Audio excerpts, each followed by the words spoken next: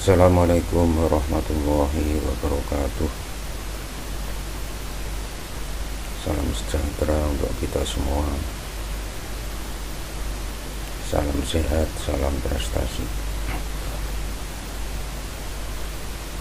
Berjumpa lagi dengan saya, Suherman, Master Marine Engineer, pengampu mata kuliah pengendalian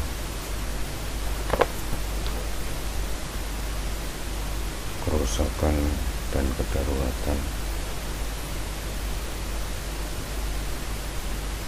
DP2 Teknika Balai Besar Pendidikan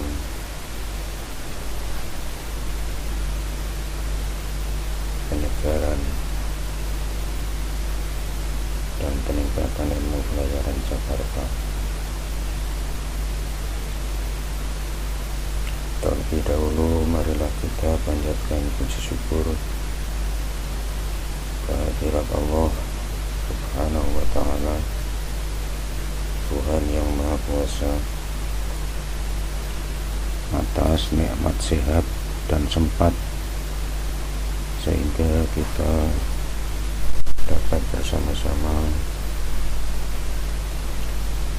mengikuti kegiatan belajar mengajar pada hari ini dengan sebaik-baiknya. Mudah-mudahan kita diberikan kemudahan oleh Allah untuk dapat menyerap dan memahami materi yang terkandung dalam pembelajaran ini dan menjadikannya sebagai ilmu yang bermanfaat. Allahumma amin. Pengendalian kerusakan dan kedaruratan adalah mata kuliah yang mengacu pada Ilmu Mudarkos 7.02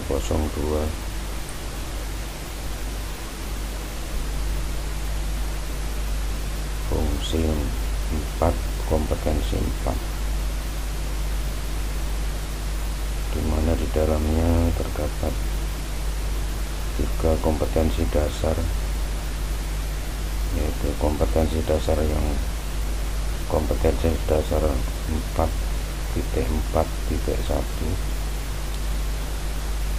sadar 4.4.2 yang akan kita bahas pada kesempatan hari ini insyaallah.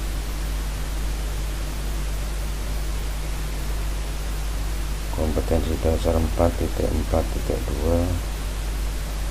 ship contraction including damage control, di mana di dalamnya juga terdapat beberapa pokok bahasan yang insya Allah akan kita bahas satu persatu dan mudah-mudahan dapat terselesaikan dalam satu pertemuan ini.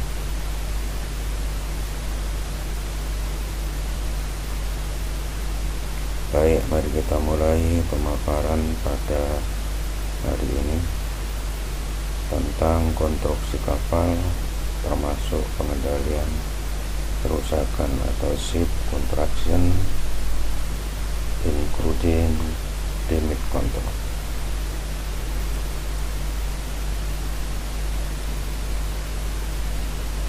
Pentingnya konstruksi kapal yang kokoh dan pengendalian kerusakan yang efektif. Tujuan dari presentasi ini adalah untuk menjelaskan prinsip dasar konstruksi kapal dan strategi pengendalian kerusakan.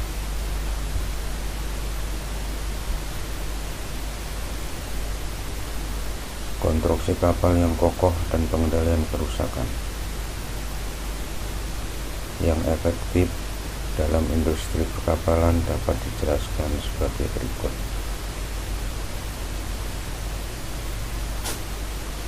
Yang pertama, keamanan awak kapal dan penumpang.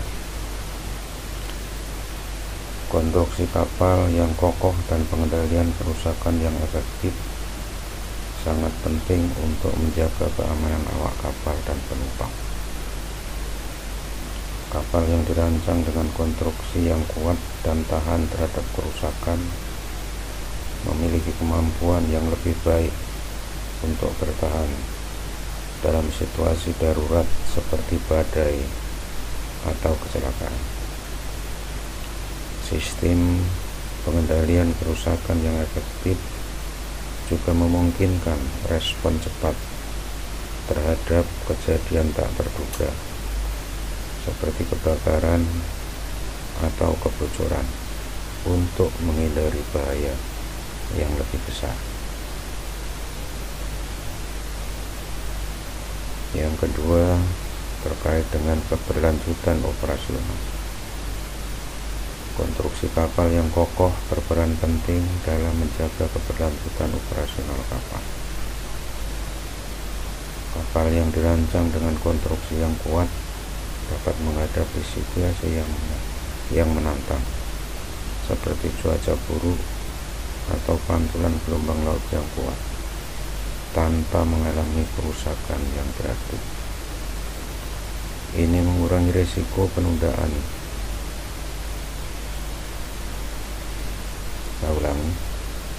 Ini mengurangi risiko penundaan atau gangguan dalam operasi kapal dan memastikan kelancaran perjalanan dan pengiriman barang.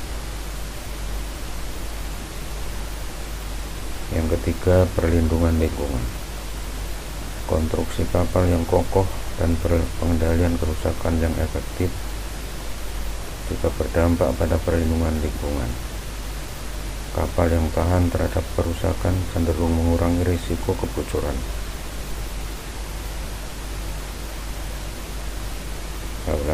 Kapal yang tahan terhadap kerusakan cenderung mengurangi risiko kebocoran bahan bakar atau bahan kimia berbahaya di perairan. Sistem pengendalian kerusakan yang efektif dapat mendeteksi dan mengisolasi kebocoran dengan cepat, meminimalkan dampak lingkungan dan biaya pemulihan. Selanjutnya, terkait dengan manajemen risiko. Konstruksi kapal yang kokoh dan pengendalian kerusakan yang efektif merupakan bagian integral dari manajemen risiko dalam industri perkapalan. Dengan memiliki konstruksi yang kuat dan sistem pengendalian kerusakan yang baik, risiko kerusakan kapal dapat dikurangi secara signifikan. Ini membantu mengurangi risiko kecelakaan, kerugian materi, dan potensi kerusakan lingkungan. Penanganan risiko yang efektif juga memungkinkan perusahaan untuk memperoleh asuransi dengan premi yang lebih rendah.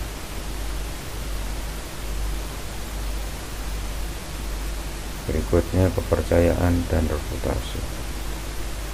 Konstruksi kapal yang kokoh dan pengendalian kerusakan yang efektif juga berkontribusi pada kepercayaan dan reputasi perusahaan perkapalan. Kapal yang dikonstruksi dengan standar keselamatan yang tinggi dan memiliki sistem pengendalian kerusakan yang efektif memberikan keyakinan kepada pemilik kapal, awak kapal, dan penumpang bahwa perusahaan memiliki komitmen yang kuat terhadap keamanan dan kualitas. Ini dapat membantu membangun reputasi yang baik dalam industri dan meningkatkan kepercayaan pelanggan.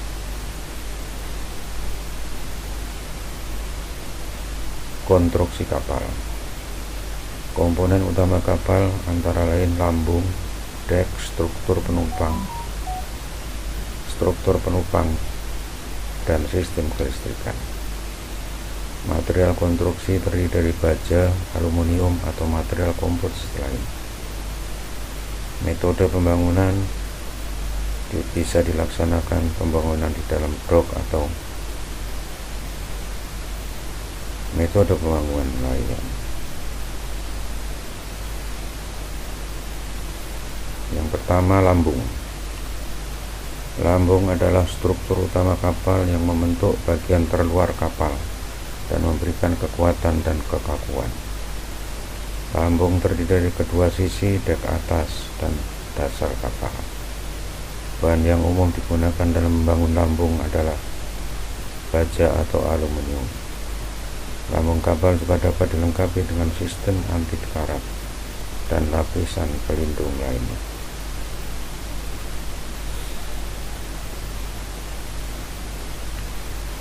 Berikutnya dek. Dek adalah lantai di dalam kapal yang memberikan akses dan ruang bagi awak kapal, penumpang, dan kargo. Dek terdiri dari beberapa tingkat seperti dek atas, dek tengah, dan dek bawah. Dek juga dapat memiliki ruang kargo, ruang mesin, dan ruang penumpang tergantung jenis kapal.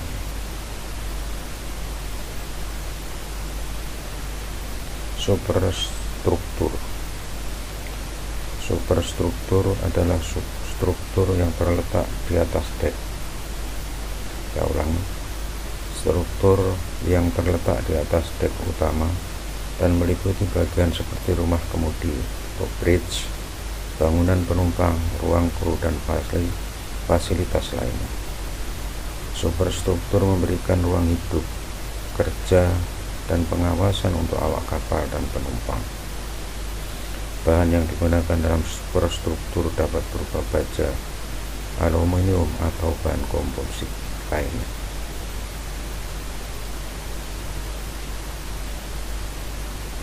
Berikutnya mesin dan ruang mesin.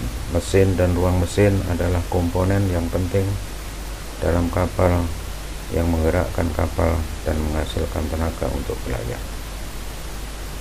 Ini termasuk mesin utama, generator listrik, sistem bahan bakar, dan sistem pendingin. Ruang mesin juga berfungsi sebagai pusat kontrol dan pemantauan semua sistem mesin. Sistem navigasi dan komunikasi. Kapal dilengkapi dengan sistem navigasi dan komunikasi yang penting untuk mengoperasikan kapal dengan aman. Ini termasuk peralatan seperti radar, sonar, kompas, GPS, sistem pemosisi dinamis (DP), dan sistem komunikasi radio. Sistem ini membantu dalam navigasi, pemantauan lingkungan, dan komunikasi dengan kapal lain dan basis darat. Sistem listrik dan pencahayaan. Sistem listrik di kapal menyediakan daya untuk berbagai sistem dan peralatan kapal, termasuk pencahayaan, peralatan elektronik, pompa, dan sistem lainnya. Kapal juga dilengkapi dengan sistem pencahayaan yang mencakup pencahayaan navigasi, pencahayaan kabin, dan pencahayaan darurat. Berikutnya sistem pemadam kebakaran. Kapal dilengkapi dengan sistem pemadam kebakaran yang efektif untuk melawan kebakaran. Ini termasuk alat pemadam kebakaran seperti tabung pemadam, sprinkler, selang pemadam kebakaran, dan sistem deteksi kebakaran yang otomatis. Berikutnya sistem keamanan dan keselamatan. Kapal dilengkapi dengan berbagai sistem keamanan dan keselamatan untuk melindungi awak kapal, penumpang, dan kapal itu sendiri. Ini termasuk sistem deteksi gas berbahaya, sistem alarm, sistem pemantauan CCTV, sistem keselamatan kapal seperti skoci, jaket pelampung, dan sistem evakuasi darurat.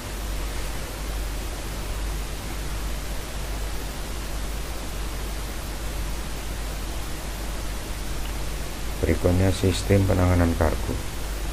Kapal kargo dilengkapi dengan sistem penanganan kargo yang memungkinkan muatan untuk dimuat, disimpan, dan dibongkar dengan aman.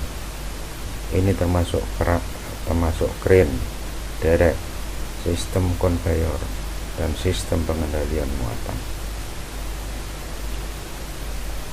Prinsip dasar konstruksi kapal.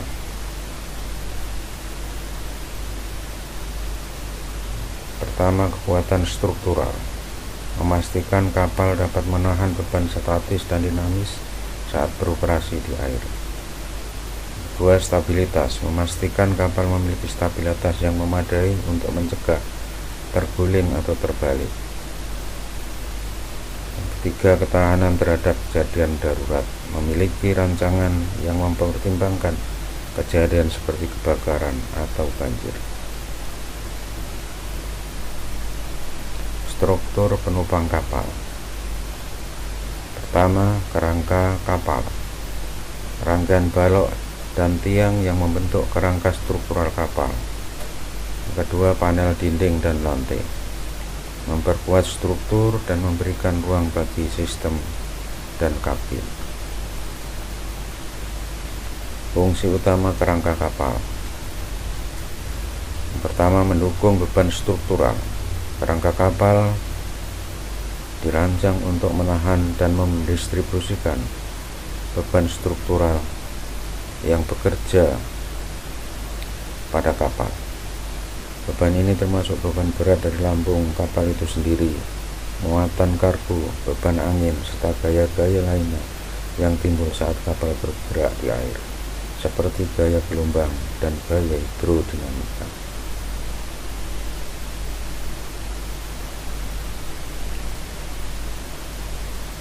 Berikutnya, memberikan kekakuan struktural. Kerangka kapal memberikan kekakuan struktural yang penting untuk menjaga integritas dan stabilitas kapal. Dengan memiliki kerangka yang kokoh, kapal dapat mengatasi tekanan dan gaya-gaya yang bekerja pada lambung dan menjaga bentuknya tetap utuh. Kekakuan struktural juga penting untuk menjaga kapal agar tidak bengkok atau berubah bentuk saat terkena gaya-gaya eksternal. Berikutnya, menyerap dan mendistribusikan gaya. Kerangka kapal berperan dalam menyerap dan mendistribusikan gaya-gaya yang timbul saat kapal bergerak atau terkena tekanan. Misalnya saat kapal melalui gelombang laut, kerangka kapal akan menyerap dan mendistribusikan gaya-gaya gelombang tersebut ke seluruh struktur kapal, sehingga meminimalkan dampak yang ditimbulkan pada lambung kapal.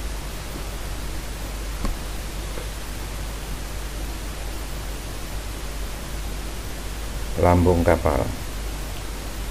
Tipe lambung kapal. Tipe lambung kapal kapal bisa berlambung tunggal, ganda, atau trimara. Kompartemen lambung, membagi lambung menjadi beberapa kompartemen untuk mencegah perambatan air dalam keadaan kerusakan.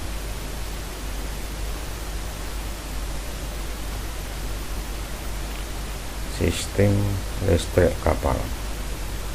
Pembangkit listrik, panel distribusi, dan kabel listrik. Yang kedua, sistem kelistrikan darurat, sistem cadangan untuk kebutuhan kritis saat keadaan darurat.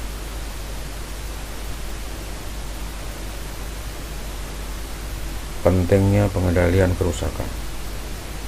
Yang pertama, mencegah kerusakan lebih lanjut dan mempertahankan keselamatan kapal. Yang kedua, strategi pengendalian kerusakan. Isolasi kompartemen, penggunaan sistem pompa dan penutupan ventilasi. Peralatan pengendalian kerusakan antara lain pompa air, alat pemadam api, alat penyumbat kebocoran, dan peralatan penyelamatan. Lokasi dan aksesibilitas peralatan. Menempatkan peralatan pengendalian kerusakan di tempat yang mudah dijangkau.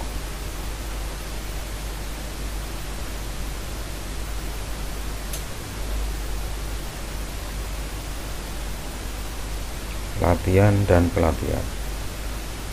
Pentingnya latihan pengendalian kerusakan, meningkatkan kesiapan kru dalam menghadapi situasi darurat.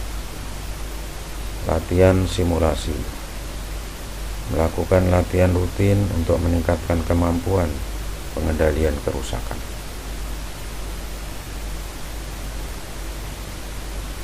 Kesimpulan, Pentingnya konstruksi kapal yang kokoh dan strategi pengendalian kerusakan yang efektif. Terima kasih. Assalamualaikum warahmatullahi wabarakatuh.